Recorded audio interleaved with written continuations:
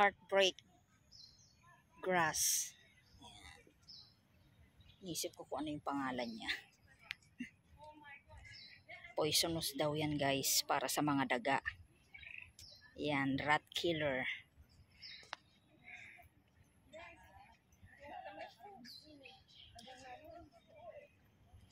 Ang cute niya oh. Ay tinaas. Ano lang siya oh. Ay itinali. Ang cute niya.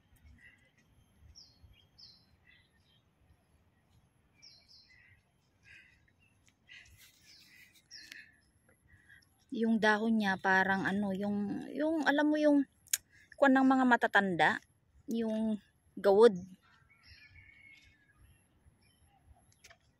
Gawod sa Ilocano. Mama. Pinapambalot nila sa kanilang mama.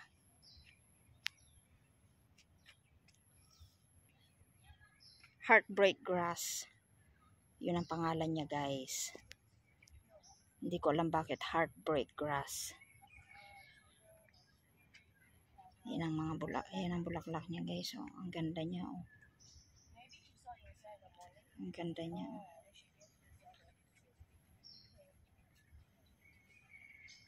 Nakaka-amaze guys. Hindi ko alam kung poisonous din sa tao ito.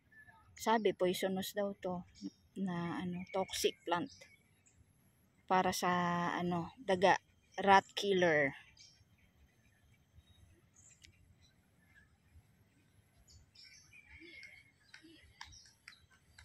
Yo, maraming salamat. Ayan si Belo.